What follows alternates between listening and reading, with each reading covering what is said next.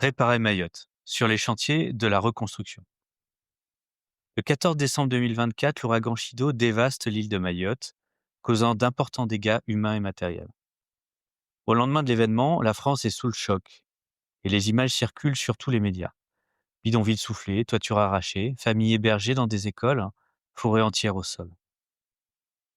Il faut désormais réparer l'île, corriger les problèmes structurels générés par une croissance trop rapide et par la même occasion la rendre plus résiliente. 2 mois après la catastrophe, je me rends sur place pour donner la parole à celles et ceux qui y font la ville au quotidien et tirer des enseignements des crises que connaît l'île. Au cours de cette série de podcasts, je rencontre différents acteurs mahorais ou hexagonaux pour nous aider à identifier les enjeux et leviers d'action d'une vraie reconstruction. Je suis Sylvain Grisot, urbaniste fondateur de Dixit.net. Bienvenue sur notre podcast qui donne la parole à celles et ceux qui font la ville. Abonnez-vous à notre newsletter et retrouvez toutes nos publications sur Dixit.net. Et bonne écoute. Une ville en pleine expansion.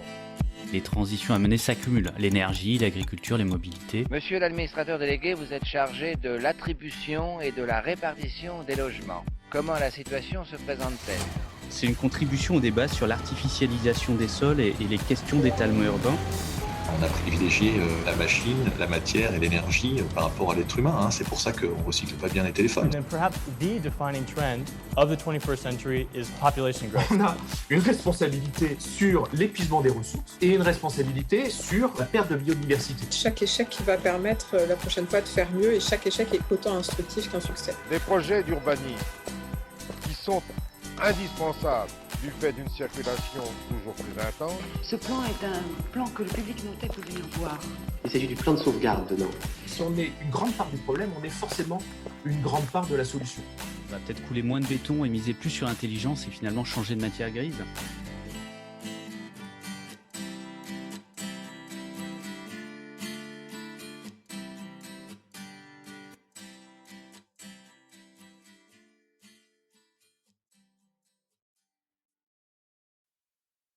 Lola Paprocki, bonjour.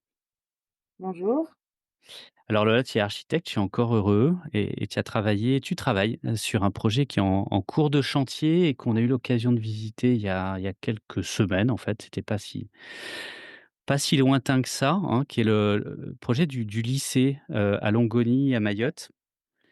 On va reprendre un peu, l'histoire de ce projet-là, mais sous un angle, un petit peu particulier au travers, d'un petit bloc de terre, le bloc de terre compressé, qui est un matériau, mais qui porte beaucoup de choses, sur l'île.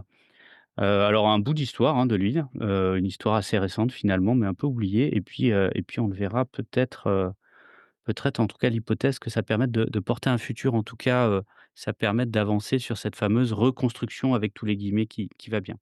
Alors, je vais peut-être déjà te laisser, nous redire, ce qu'est ce projet, qui est pas un petit projet, hein, dans l'île, qui est un projet important au niveau quantitatif, mais avec aussi des partis pris constructifs importants.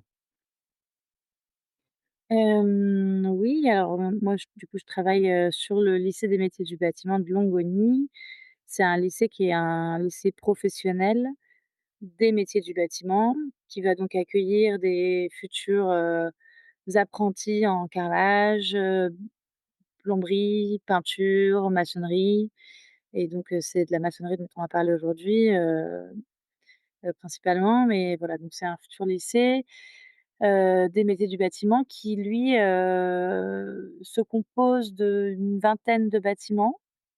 Cette vingtaine de bâtiments, donc c'est un très gros lycée, il y a à peu près 2000 à 2 500 élèves qui vont venir y étudier.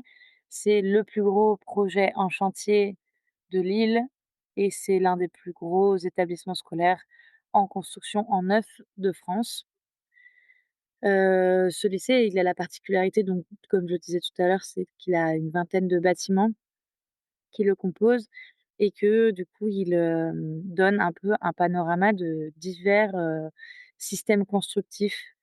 Ça c'est l'objectif, qu'on s'est donné, dès le concours pour pouvoir donner, à voir aux futurs apprentis, les différents systèmes constructifs possibles, et réalisables à Mayotte. Donc on a de la structure bois, du mur à ossature bois, du plancher bois pour certains bâtiments. On a de l'ossature métallique avec des remplissages de BTC, donc briques de terre comprimées, pour certains autres bâtiments. On a du bois et de la toile tendue pour encore d'autres et on a de la structure béton avec remplissage encore de briques de terre comprimées pour encore d'autres. Donc ça donne un bon panel de ce qui est possible, possiblement constructible à Mayotte. Ce Oui. lycée, il est en chantier depuis 2 ans et il sera ouvert, pour 2027. Alors Normalement. on mettra le lien dans les commentaires du podcast sur la visite, qu'on a pu faire, avec ta collègue de co-architecte. L'idée c'était qu'on zoome un peu sur un matériau particulier qui a une Mmh. histoire particulière sur l'île, hein, qui est la BTC. Alors je sais jamais si c'est la brique de terre compressée ou comprimée. Toi tu dis comprimée, donc très bien. On va dire Ça la marche. BTC en tout cas. Et on a eu aussi l'occasion, hein, de visiter un site de production, un production en petite terre. Hem, Peut-être avant de rentrer dans la pratique, un peu la théorie, il y avait l'idée dès le concours, me semble-t-il, hein, que, ce projet soit l'occasion d'une forme de relance de la filière. C'était quoi l'idée, en fait? Alors, en fait, l'histoire de la BTC mahoraise a commencé bien avant l'histoire de Encore Heureux Éco-Architectes sur l'île, de Mayotte, et bien avant encore, que le lycée des métiers du bâtiment ne pointe son nez, dans les appels à projets du rectorat. Dans les années 1980, il y a eu, la rencontre en gros de la CIM, qui est une société immobilière, de Mayotte et du Cratère, et qui signifie du coup la collaboration entre Cratère et l'île depuis à peu près 45 ans et donc dans les années 80, il y a, ensemble, ils ont cherché pour développer le logement, un matériau, disponible et accepté de tous. Donc ils sont évidemment passés par plein d'études, notamment sociologiques, mais aussi plein de prototypage, voilà et s'en est sorti ce matériau qui est la brique de terre comprimée, qui a primé sur le torchis, qui était peu apprécié des habitants de Mayotte puisque, cyclone, beaucoup de réfaction et puis, esthétiquement moins, entre guillemets «maçonné». Et puis, il a aussi primé sur des matériaux d'importation puisque, dans les années 80, l'import-export à Mayotte, fonctionnait encore plus lentement qu'aujourd'hui et déjà aujourd'hui ça peut être, un un un obstacle à certaines constructions, quoi. Donc la BTC est née dans les années 80, de la rencontre de la CIM avec Crater.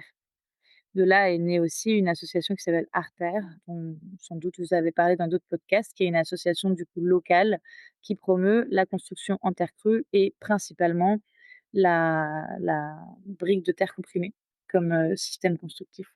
Alors là, on n'est pas en train de parler d'un petit bâtiment ou d'une salle de classe ou d'une école, hein. On est en train de parler d'un lycée, on est en train de parler, en fait, de milliers, de dizaines de milliers, de centaines de milliers de briques, hein, donc il y a bien, on est au-delà de l'anecdote, hein, on est vraiment sur une question de production importante, massive. Heu, il y a le principe, il y a le concours, il y a les esquisses et cetera et puis il y a le concret. C'est quoi l'histoire de cette mise en œuvre? Comment ça se passe? Donc en fait, quand nous, on est arrivés, quand on a répondu au concours de 2018 qui était donc, proposé par le rectorat, il y avait dans le cahier des charges déjà une volonté de frugalité, d'utilisation de matériaux locaux, géosourcés, biosourcés et une forme, d'économie de la construction également dans, on va dire, tout ce qui est ventilation naturelle, dans ce qui est, rafraîchissement. Enfin, on va dire, pardon, confort thermique. La BTC en fait partie. Donc en fait, quand on a répondu au concours, il y avait déjà une volonté claire du rectorat d'avoir, un une vision d'ensemble et territoriale sur un matériau. Ils ont aussi clairement pointé la BTC, ça aurait pu être d'autres choses, mais nous, on est allés sur la BTC pour plusieurs raisons. D'une, le savoir-faire existait. Parce qu'il existait, il y avait un ATEX de type A qui avait donc été écrit, par Arter, enfin en tout cas soutenu par Arter.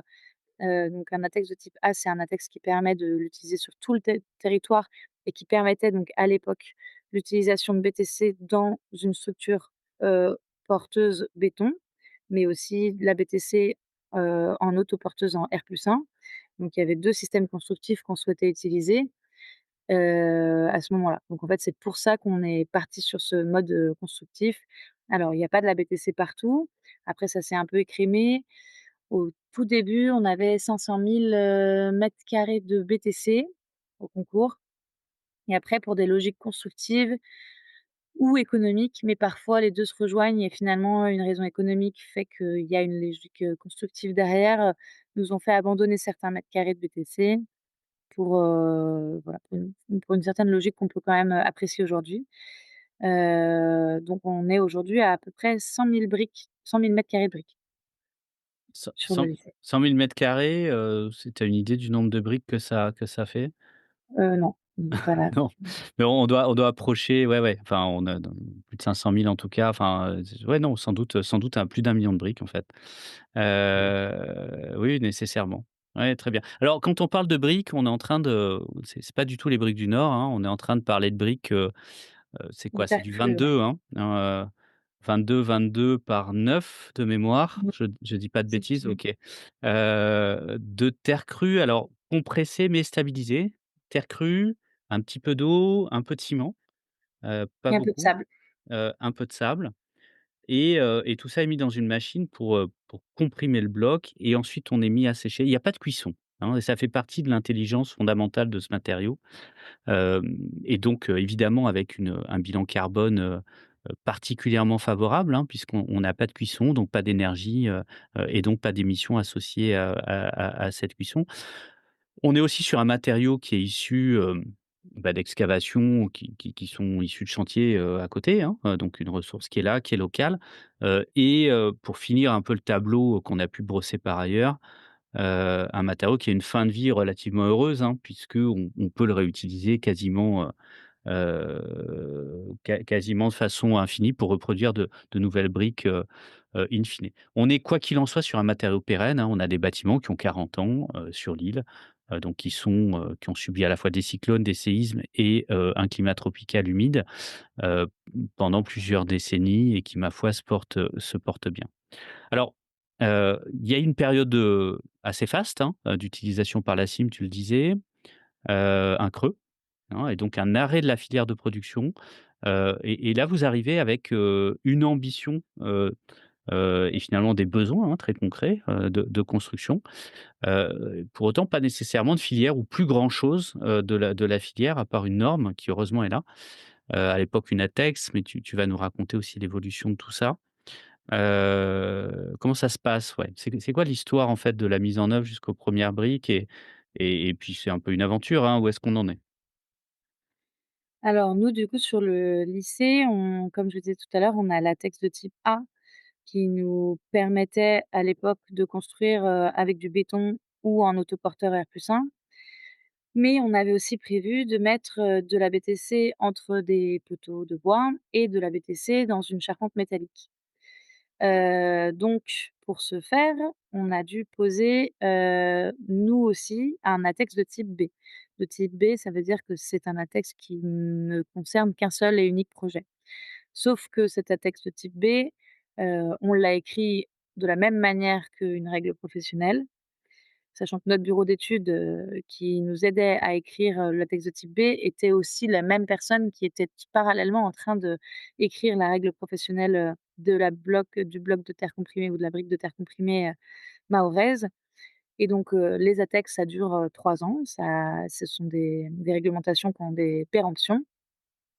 Donc concrètement, la texte de type A et la texte de type B, l'addition des 2, c'est la règle professionnelle qui aujourd'hui existe et qui est pérenne sur le territoire. Heu, Nous, on n'a pas eu besoin de la règle professionnelle pour passer nos marchés, mais c'est un on va dire, c'est un don, de ce chantier, à Lille. Pour accompagner, donc ça fait partie un des accompagnements, de la filière. Quand on est arrivé, en fait, on est arrivé sur le site, sur le site en 2019, donc 5 ans avant le début du chantier et l'objectif de ces 5 ans, c'était entre autres d'accompagner et de faire l'état des lieux de la filière BTC. Pour ce faire, on s'est mis, en partenariat avec Arter, on s'est mis en partenariat avec la Chambre des métiers de l'artisanat. On a concrètement, fait un état des lieux de chaque briqueterie, essayé de voir, ce dont ils avaient besoin, ce qu'ils savaient encore faire, où est-ce qu'était encore le savoir-faire et où est-ce qu'étaient encore les énergies. Ce qui est intéressant, c'est que, donc en 2019, on rencontrait, à l'époque un très jeune entrepreneur, qui s'appelle Mady, qui n'avait encore, jamais touché, à une brique, qui voulait se lancer car il sentait qu'il y avait un marché et en fait, on a accompagné pendant 5 ans et qui aujourd'hui, est une des entreprises les plus structurées de Lille, pour fournir, et poser de la BTC. Heu, toutes ces cet état des lieux, c'était aussi, évidemment envoyer des échantillons au CSTB, faire valider, faire un état des lieux aussi technique et scientifique et pas seulement, des lieux et des briqueteries et des savoir-faire. Donc, on essayait de caractériser et de savoir, quelle était, la brique, envisageable mahoraise. C'est-à-dire pas juste, envisager, le meilleur, mais envisager, le possible. Mmh. Et c'est aussi dans ce moment-là qu'on a aussi un peu réduit nos attentes en briques pour que, le projet soit réalisable et pas juste, utopique, en briques de terre. Donc on a envoyé les terres de Longoni, de Vaïbé, de Ngojou, de Kaweni, et chaque briqueterie a joué le jeu. Elles ont envoyé aussi des briques pour se faire tester, voilà, pour tester notamment en compression, au CSTB. Après je peux poursuivre sur, pardon, je peux poursuivre sur l'ACT parce qu'en fait, entre-temps, il y a eu énormément de tests, on a aussi testé sur un petit bâtiment qui venait préfigurer du lycée, qu'on appelle le Phare du lycée, où on a pu préfigurer, tester, former des entreprises, faire école, y compris avec les professeurs des lycées professionnels existants pour développer la filière, aussi en termes d'éducation, ou en termes professionnels. Donc ça, c'est vraiment de l'accompagnement qu'on a continué à faire avec Arter. Mais en ce qui concerne le LMB, qui était un peu la carotte de toutes ces briqueteries, Donc le lycée, hein? qui était Ouais. le lycée des métiers du bâtiment. En fait, c'est comme il était le premier à assumer, autant de mètres carrés de briques, malgré les réductions, il a été, clairement la carotte de certaines entreprises pour se lancer et c'est ce qu'on essayait, mais on a quand même essuyé des plâtres et Bah, ce je qui veux est bien qu'on parle intéressant, de voilà, je veux bien ouais. qu'on parle de justement du concret. Il y a l'ambition, heu, donc déjà il y a l'envie, donc ça c'est pas rien et puis il y a une commande qui permet d'eux et un projet, qui permet de poser les choses. Il y a un socle, c'est-à-dire il y a à la fois un passif, une histoire et puis, il y a un début de norme que vous venez compléter, hein, qui permet aujourd'hui d'avoir, une norme stabilisée pour le territoire qui elle est pérenne, hein, les règles professionnelles. C'est pas rien et puis il y a une forme de nouvelle génération aussi, de producteurs ou de producteurs potentiels qui sont dans une logique d'entrepreneuriat et pas Mmh. nécessairement de micro-artisanat et qui donc peuvent être intéressés, par la naissance de marchés importants et de capacités de production alors que la demande était extrêmement réduite. Donc ça, c'est bien, j'ai envie de dire, on aligne des choses. Après il y a le concret et en effet, je veux bien le retour du réel, c'est-à-dire une montée en charge, il y a la question des matières, des normes et cetera, mais il y a aussi les questions de savoir-faire, les questions de volume, les questions, de stabilité de l'offre ou autre. Allons-y, rentrons dans le réel parce que ce qui nous intéresse, c'est finalement de trouver les leviers de création, d'une filière pérenne. Ouais. Alors, Ce qui s'est passé, c'est qu'on a accompagné en effet toutes ces briqueteries et on les a un peu dirigées, pas que nous, hein, évidemment avec la chambre des métiers de l'artisanat et Arter en coopérative. On avait 9 briquetiers qui se sont organisés pour fabriquer une coopérative de briqueterie. Lors de la sortie de l'ACT, donc c'était le gros ACT, attendu, enfin de l'appel d'offres attendu, par les briqueteries, par Arter, par voilà, ça faisait 5 ans qu'on préparait cet appel d'offres. On avait fait exprès de séparer l'appel d'offres BTC du LMB en 3 pour qu'il soit plus appréciable et et et et que les briqueteries puissent, se donner chacun des parts du gâteau, quoi. Mmh. L'appel d'offres ne comprenait pas de division entre la pose et la fourniture, enfin entre la fourniture et la pose, en fait. Heu, Ce qui n'était pas fait à l'époque de la CIM. À l'époque de la CIM, il y avait des briquetiers qui fournissaient la brique et il y avait des poseurs et parfois les poseurs, c'était de l'autoconstruction.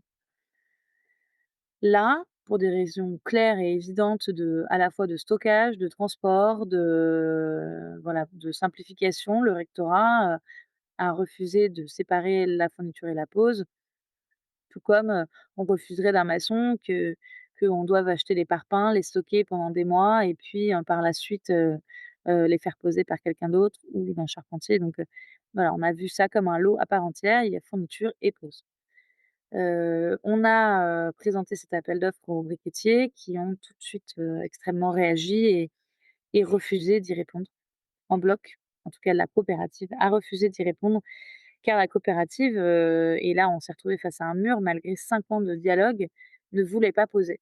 Elle voulait juste fournir les briques. Donc on s'est rendu compte que l'un des sujets principal, c'était, qui va poser les briques? Si vous voulez les fournir, c'est bien, mais il faut trouver des partenariats de pose. Donc il y a eu, beaucoup de discussions autour de la table, entre artères, entre les briquetiers. Il y a ceux qui voulaient bien s'y risquer, mais qui savaient pas faire. Finalement, la coopérative, je pense qu'elle s'est, en principalement, séparée à ce moment-là, quoi, puisqu'ils ont pas réussi à s'accorder. Enfin, ça, c'est mon point de vue, hein, mais sans doute ils en ont d'autres. Et donc certains ont, notamment Madi ou Danji, ont accepté de faire la fourniture et la pose, quitte à se fournir dans plusieurs briqueteries. Et donc ça, c'était un des premiers, enfin, un des premiers freins, visibles, donc le premier appel d'offres a été, complètement infructueux. Ce qui fait qu'on a eu des conversations lunaires, après 5 ans de travail pour, redynamiser cette filière-là, où le rectorat nous mettait clairement la pression pour, remplacer toutes les briques par du parpaing parce que ça devait pas être un sujet et c'en était un. Donc, en fait, une fois qu'on a un peu tapé du poing sur la table en disant: «Bah, si vous voulez vraiment lancer une économie de la brique, va falloir, trouver des partenariats ou trouver les moyens de la poser, mais sinon ça va pas se lancer cette histoire» Alors et c'est ce qui s'est passé. ça pose une question, enfin ça souligne un enjeu en tout cas important. C'est au-delà du fait d'associer, production, fabrication du matériau donc et pose, stratégie de marché, légitime ou pas, hein, mais en tout cas l là ce que ça interroge, c'est la capacité de pose, hein. C'est-à-dire que, en fait, il y a pas d'entreprises, hein, qui aujourd'hui font ça ou ne font que ça en tout cas et pour les entreprises de production, c'est pas non plus facile d'avoir les personnels pour poser parce que ce n'est que de la maçonnerie, mais c'est de la maçonnerie et donc c'est du savoir-faire et donc il y a des enjeux, il y a des questions de mise en œuvre sur un matériau, qui quoi qu'il en soit est relativement fragile, sur, un matériau qui a vocation à être visible, hein, à rester visible, heu avec des enjeux sur des épaisseurs de joints, sur, des traces de ciment et cetera. Enfin bref, ça se pose pas aussi facilement que ça. C'est pas aussi simple, aussi souple que ça et d'ailleurs à l'époque, la CIM avait dû, développer des formations, hein, des artisans de façon à mettre en œuvre ses propres briques. Donc il y a aussi un autre enjeu, qu'on va rajouter, celui des savoir-faire sur la pose et donc de la formation des maçons derrière. Tout à fait. Alors aujourd'hui, ils savent, de mieux en mieux produire, enfin même, tout à fait bien produire. Il y a 2 entreprises notamment qui se sont équipées on va dire, d'engins de production semi-industriels, donc de semi-automatiques, ce qui fait qu'on passe de la presse, manuelle qui faisait, 400 BTC par jour à 1 500 BTC par jour, donc le flux de production, les contrôles, ils savent les faire directement, ils y vont à la déal. Enfin, il y a plus trop de soucis de production, heu, sauf, heu, sauf exception. Par contre, i le sujet de la pause est toujours un sujet fragile. Voilà. Mais on voit une certaine amélioration, dans le sens où, en tout cas, quand nous, on est passé en appel d'offres, par exemple, il était hors de question pour des entreprises de maçonnerie type gros œuvres vraiment, type Colas ou GTA, de sous-traiter des briques, à des briquetiers. Je pense que c'était une question de confiance. Et aujourd'hui, on voit la Colas sous-traitée à des briquetiers. Alors je dis pas que c'est génial, mais on montre que ça veut dire que le matériau a gagné en confiance sur le territoire, quoi. Alors on a marqué des points. Je ne sais pas s'il y a d'autres histoires, hein, sur cette aventure agitée, hein, qui est ce lycée des métiers de Longoni, hein, qui est une sacrée aventure qui est loin d'être finie d'ailleurs.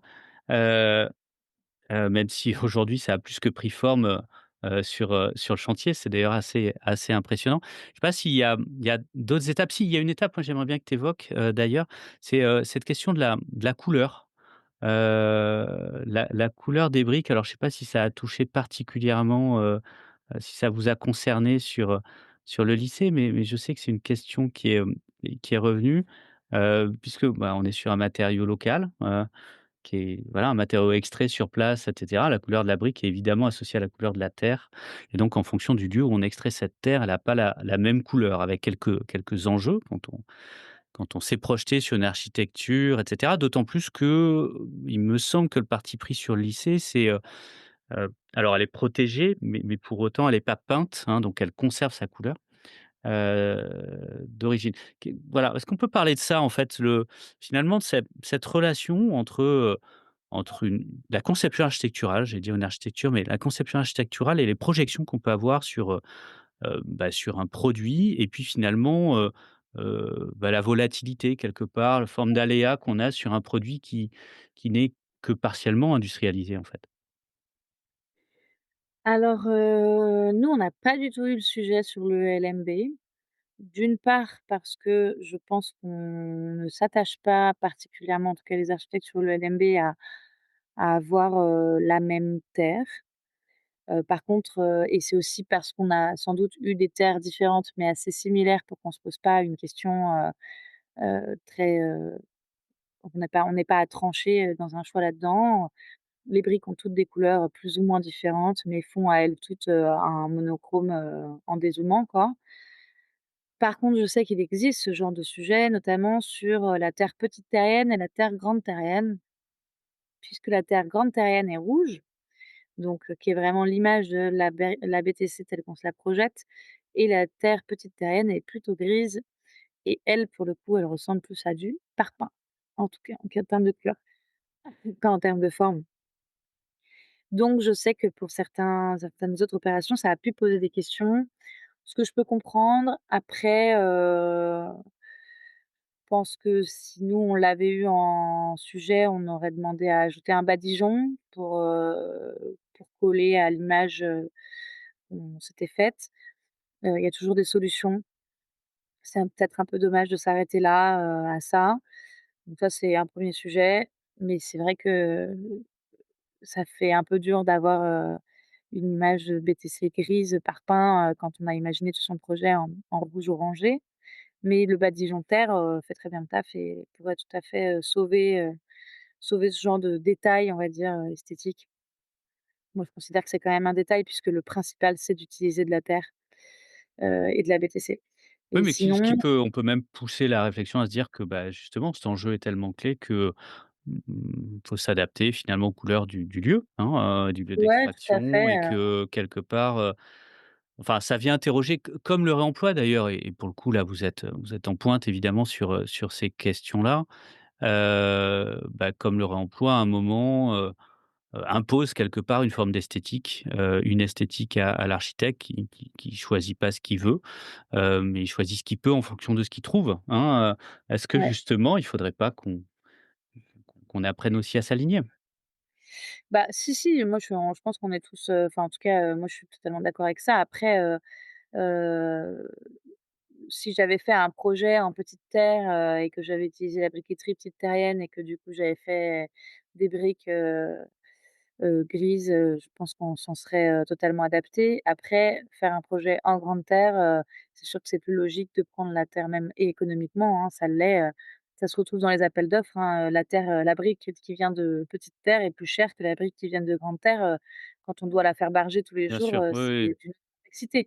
Donc parfois, c'est pas qu'une question de couleur, c'est aussi Oui, que là, on est la terre. au-delà de cette question de l'esthétique. Est-ce qu'aujourd'hui, enfin, le regard que tu as à la fois sur la fin du chantier, parce que là, pour le coup, les briques sont sans doute pas encore tout à fait toutes posées. Enfin, en tout cas, il y a un mois, il y avait encore des palettes, qui restaient à mettre en œuvre et je pense qu'il y a encore du boulot. Hem, mais à la fois sur la fin du chantier et surtout sur l'avenir de la filière. Aujourd'hui, quel est ton regard sur son avenir? Au sens, quelles sont les conditions pour que quelque part ça devienne une filière qui sorte de l'anecdote, qui sorte de forme d'artisanat et qui rende finalement, qui redevienne un outil de production, et un outil de construction, un peu de base, un peu dans le socle des modes constructifs de l'île. Je pense que j'ai pas d'autre réponse que la commande. Il faut que la commande continue. Si la commande, meurt, les entreprises, je dis pas qu'elles vont mourir, elles vont juste, mettre leurs machines, dans un placard et voilà, les entrepreneurs, sont des entrepreneurs, ceux qui tiennent aujourd'hui les rênes de ça, si c'est pas un marché, fiable et durable et assez prenant, on peut être sûr qu'on doit refaire le travail dans 15-20 ans, quoi. Donc il faut poursuivre la commande, continuer à utiliser et pourquoi pas diversifier les systèmes constructifs, terre crue. En fait, moi je pense qu'on pourrait, avoir donc les entreprises qui se sont déjà, motivées pour lancer un savoir-faire terre crue qui est la BTC. Pourquoi pas, se diversifier en faisant, de très beaux murs en torchis qui viendraient remplacer du placo, par exemple. Donc je pense qu'on pourrait et diversifier pour donner à ces entreprises, qui ont déjà des outils et certains savoir-faire, par rapport à la terre et il faut absolument maintenir et soutenir la commande. Il n'y a que par là que ça continuera. Oui, oui, là, il y a un double enjeu, c'est à la fois du volume, mais surtout, de la continuité, en fait, hein, arriver à donner de la visibilité à des entrepreneurs qui aujourd'hui sont équipés, hein, mais qui sont quand même, en train de gérer des hauts et des bas, enfin des arrêts de production de façon importante. Ouais. Sur la partie formation, tu as une formation notamment sur la question de la pause. Heu, le lycée sera lui-même un lieu de formation, Oui, pour la pause de BTC? tout à fait. D'accord. Le lycée est déjà un lieu de formation. En fait, le petit Faré qu'on a construit en 2020, il a servi et il sert plus là parce qu'on est en chantier, mais il a servi d'école hors les murs pour les professeurs et les élèves du lycée professionnel de Doumoni, qui ont donc ouvert enfin qui ont acheté, investi dans des machines, donc 2 presses, 2 broyeurs, un malaxeur pour, ouvrir une option, briques de terre comprimées au CAP maçonnerie. Donc ça l'est déjà, d'une certaine manière, parce qu'ils ont une machine et ils ont une presse là-bas, donc il y a une partie dans le semestre, qui est dédiée à ça et ça continuera à l'être, dans le lycée de métiers du bâtiment de Longoni. Bon, bah, voilà, peut-être, la solution pour, former une nouvelle génération, de maçons en capacité de construire alors ce lycée, enfin de finir celui-ci peut-être pas, mais en tout cas de construire les autres et les besoins sont importants, tant en équipement public qu'en logement sur l'île. En tout cas, ça semble assez évident, mais encore faut-il le mettre en œuvre.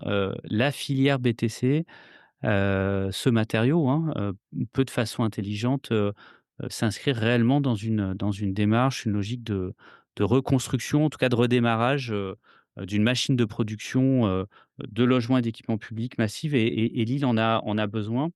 Ça aurait aussi l'avantage, on l'a pas dit, hein, mais d'utiliser une filière qui demande beaucoup de main-d'œuvre, hein, comme toutes les filières comme toutes les filières de maçonnerie, il y a un rapport sur la dépense, hein, sur le coût, avec finalement, une part de main-d'œuvre qui est importante et une part sur la matière qui est beaucoup moins importante, et donc un effet redistributif, hein. Le fait d'avoir des investissements qui ont un effet sur, de redistribution sur l'économie locale, simplement par l'embauche, la création d'emplois et l'embauche de compagnons sur les chantiers.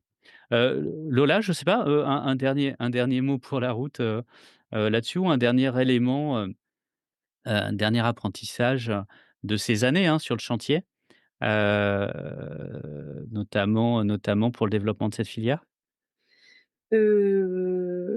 Moi, je pense qu'en tant que personne, concepteur, pour le développement de cette filière, il faut, venir la pousser. Aujourd'hui, on a une règle professionnelle qui en effet, vient, enrober, englober, quelques systèmes constructifs, mais on ne parle pas encore, assez de voûte, qui est capable, par exemple, de construire la BTC. On ne parle pas de voûte, on ne parle pas d'arches, on je pense qu'on peut encore, pousser, toutes les façons de construire et pousser le matériau à fond.